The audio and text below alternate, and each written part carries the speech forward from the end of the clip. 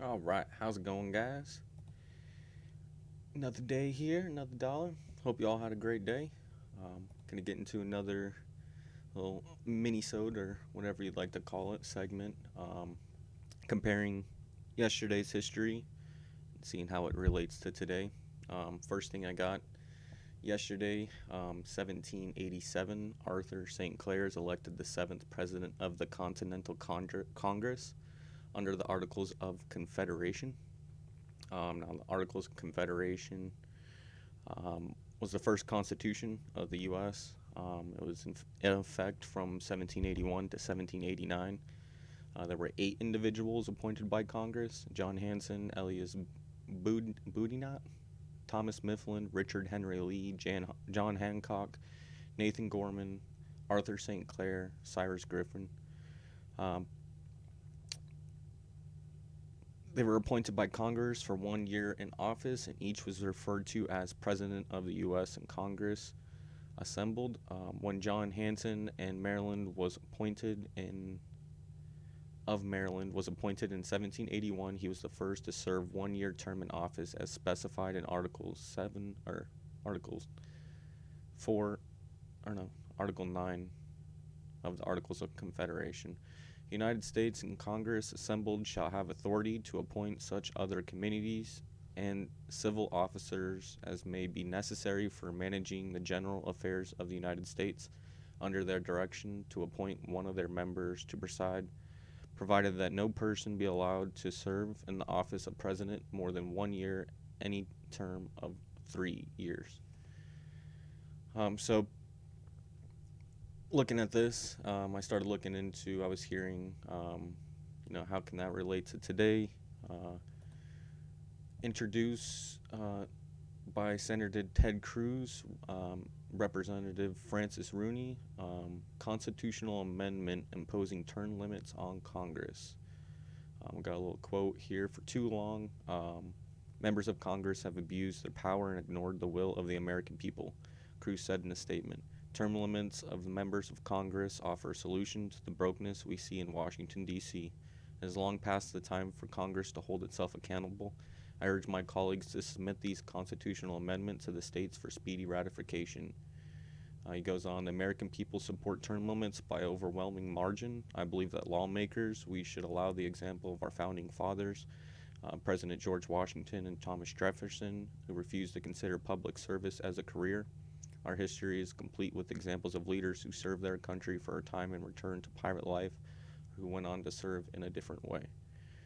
Now, I have heard good opposing for this, to have, well, first, you got to look at Piglosi. She's been in there, 30 years, 3 decades.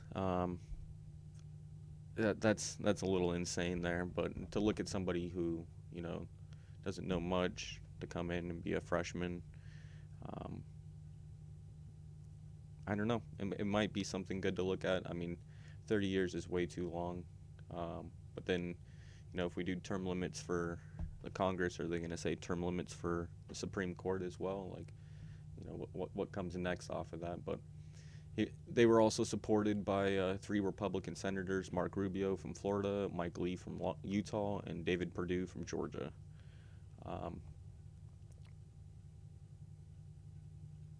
After I started looking into, our Constitution as well, what also happened today, the First Amendment doesn't protect Trump's incitement.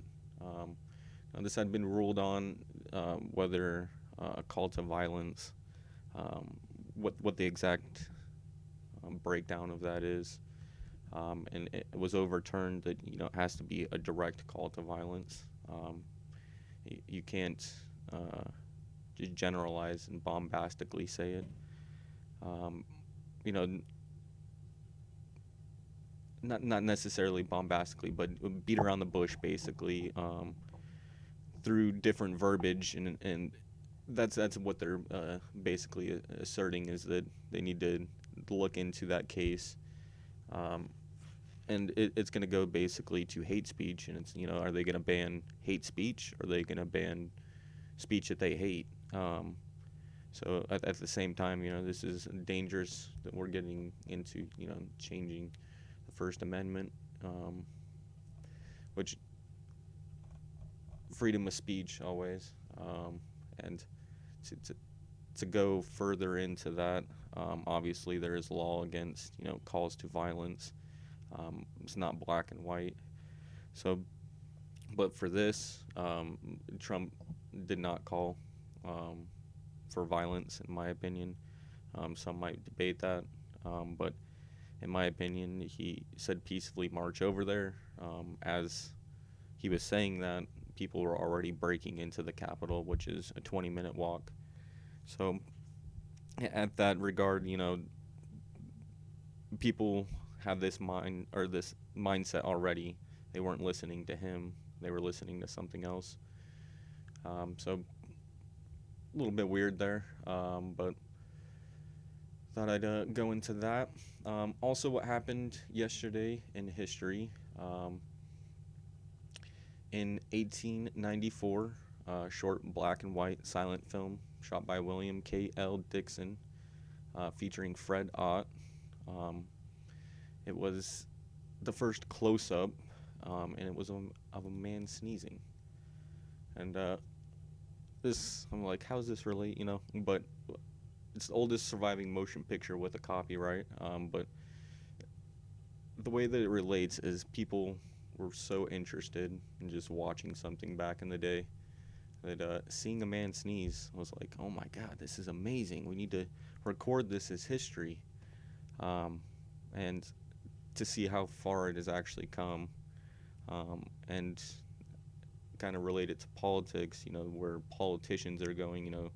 Barack Obama kind of started the internet age for politicians, and then Trump just basically, coated it in gold and put his name on it, with Twitter. And now we see AOC, just yesterday. Let me refresh this. Or not yesterday, 2 days ago now. 5.3 million views. People, this is what people are interested in now, and it's kind of surprising to see that a politician is gaining so much support and that people are paying attention to politics, or maybe not politics, but um, things that they want and how to get it, I guess. But I also thought I'd mention, if he was in politics, he would do it 100 times better than Trump and AOC, because I think he's kind of a mixture of the two, and that's Steven Crowder, who's going to be possibly running. Um, says he would go for something in Michigan, and I would love to see it. Get in there, get your foot in the door, and you know, he did say the express concern. Everyone has something online that can destroy their reputation, but I think it's the opposite. He's done nothing but gain reputation off of his online experience. Um, and what he does say that could be bad, um, does not define him, basically. So I think that's the important thing. With Trump, you didn't really know how his emotions were. With AOC, you know exactly who she is through her emotions. With Crowder, he kind of plays that line where he shows you his emotions, but he's firm. So I think he would do 100 times better. Um, I thought that was pretty awesome, though. The next thing I'm going to, in 1937, the White House uh, reported that the roof was leaking and that further rain and snow was expected to fall. And while it was going on, Congress was still debating whether or not to spend $400 to fix it. Not like 400,000, not like 400 million, like $400. Now this is 1937. It's obviously going to be a little bit different, but I would assume it to be only a couple $1,000s in difference. Not that much. And then, you know, comparing yesterday in history to today, we got Democrats pushing for $1.9 trillion for a COVID bill. Clearing the Senate hurdle. It's great. You gotta love it, right? Uh, 1.9 trillion. When it was 800 billion, they said it was too much. Um, so I thought that was pretty interesting.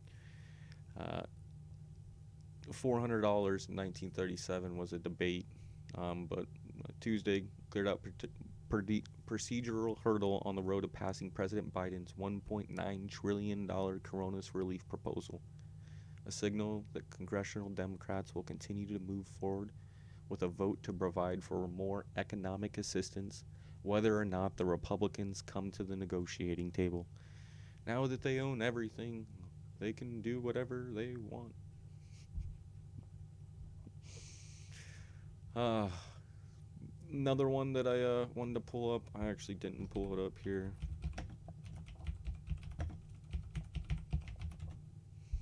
I just thought it was insane how the media is attacking Jordan Peterson off the interview. If you go to his website, you can watch the actual um, interview. Not watch it, but you can listen to it.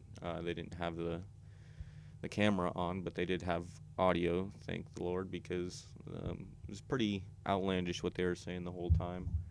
And at one point, they brought up how Jordan Peterson pushes for men to be men, and it's like, when did that become wrong?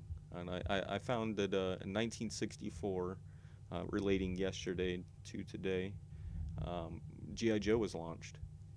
Um, Following the success of Barbie Doll for Girl, Hasbro launches G.I. Joe, an action figure for boys. G.I. Joe stood for Government Issue Joe. There were originally four figures launched, one for each brand of the armed forces. And it was a kid's toy.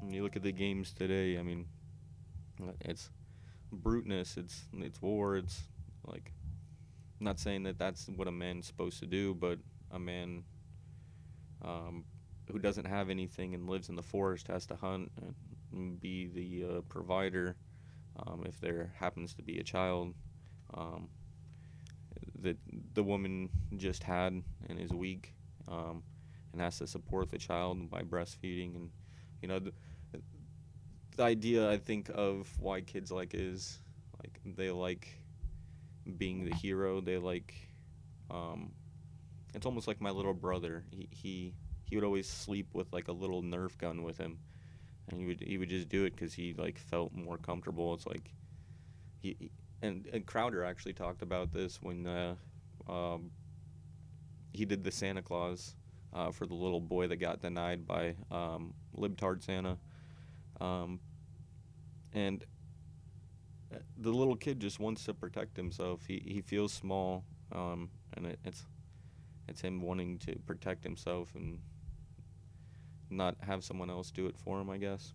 Um, Not saying that is what a man does, but just looking at the whole thing, Jordan Peterson and them pushing him and poking and prodding him the whole time, and then just to talk crap during the article, and this crazy idea that he's schizophrenic and insane. It's like, come on.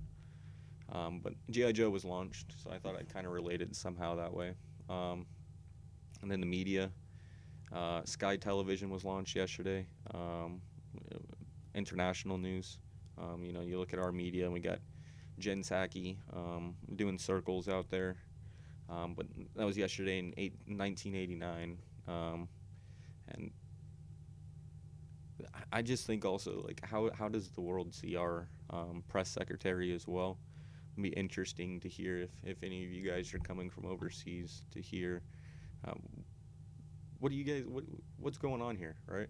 Like, do you see what we see? Can you see what I see? No. Well, yeah. And then the last one I'll bring up, because it was Greta Thunberg's birthday, 2007. Um, Humans responsible for climate change. Um, was yesterday in 2007. I believe today is Greta Thunberg's birthday, or tomorrow, or the day before, or whatever. But it's her birthday, so We got to let her know that we only found out that we're responsible since 2007. So she's got to give us a little bit of a break. Um, you know, it's a little bit here. She just joined the conversation, and we're all part of this conversation. But we just got into it. So 2007, humans responsible for climate change, having analyzed decades of climate data from the depths of the ocean to the stratosphere. Scientists are reporting major advances in the understanding of climate change. 6 years after the Intergovernmental Panel on Climate Change (IPCC) assessment, that synthesizes current understanding of global warming and projects future climate change using the most comprehensive set of global climate models. She's not happy though. You guys aren't doing good enough. Get Greta Thunberg.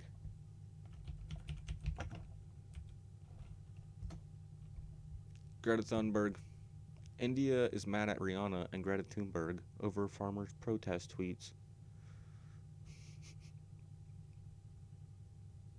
Oh wait, she's born January 3rd, 2003? Oh. Maybe I got the month wrong. Alright. Well, that's fine. Well, we'll still give her a shout out. We gotta let her know, 2007, right? No, but I hope you guys enjoyed the video. Please, if you liked the video, smash the like button.